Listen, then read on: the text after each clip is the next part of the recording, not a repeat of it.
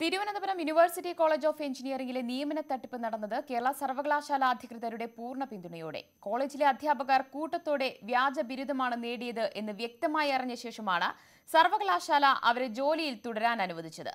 സർവകലാശാല നടത്തിപ്പിന് ഒത്താശ ചെയ്തതിന്റെ കൂടുതൽ രേഖകൾ ന്യൂസ് 18 ലഭിച്ചു. കേരള യൂണിവേഴ്സിറ്റിക്ക് കീഴിലുള്ള കോളേജ് ഓഫ് എഞ്ചിനീയറിംഗിലെ താൽക്കാലിക അധ്യാപകർ കൂട്ടത്തോടെ വ്യാജ സർട്ടിഫിക്കറ്റ് ഒപ്പിച്ച വാർത്ത ന്യൂസ് 18 നേരത്തെ പുറത്തുവിട്ടിരുന്നു. അധ്യാപകർ വ്യാജ സർട്ടിഫിക്കറ്റ് നേടിയവരാണ് എന്ന് വ്യക്തമായി അറിഞ്ഞ ശേഷമാണ് സർവകലാശാല അവരെ ജോലിയിൽ തുടരാൻ അനുവദിച്ചത്. അണ്ണാ സർവകലാശാലയിൽ നിന്നും PG നേടിയ അധ്യാപകർക്ക് കേരള സർവകലാശാല നൽകിയ എലിജിബിലിറ്റി സർട്ടിഫിക്കറ്റാണിത്.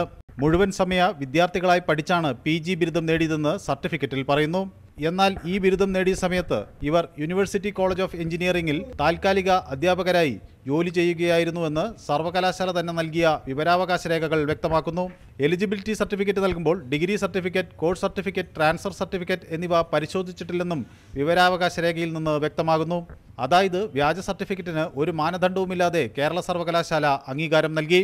കോളേജിലെ 20 താൽക്കാലിക അധ്യാപകരാണ് കൂട്ടത്തോടെ വ്യാജ ME, MTech സർട്ടിഫിക്കറ്റുകൾ തരപ്പെടുത്തിയത്. 2010 എഞ്ചിനീയറിംഗ് കോളേജ് അധ്യാപകർക്ക് PG നിർബന്ധമാക്കിയപ്പോഴാണ് അധ്യാപകർ കൂട്ടത്തോടെ വ്യാജ ബിരുദം നേടിയത്. കോളേജിലെ പ്രിൻസിപ്പാൾ ഉൾപ്പെടെ മുഴുവൻ അധ്യാപകരും താൽക്കാലിക അടിസ്ഥാനത്തിൽ നിയമിക്കപ്പെട്ടവരുമാണ്. കേസ് വിവാദമാകുമ്പോഴും കുറ്റക്കാർക്കെതിരെ നടപടിയൊന്നും വേണ്ട എന്ന നിലപാടിലാണ് സർവകലാശാല. അധ്യാപകർ കൂട്ടത്തോടെ വ്യാജ ബിരുദം നേടിയ സംഭവത്തിന് നേരെ കൂട്ടത്തോടെ കണ്ണടയ്ക്കാനാണ് അധികൃതരുടെയും തീരുമാനം. മനു ഭരത്, ന്യൂസ് 18, തിരുവനന്തപുരം.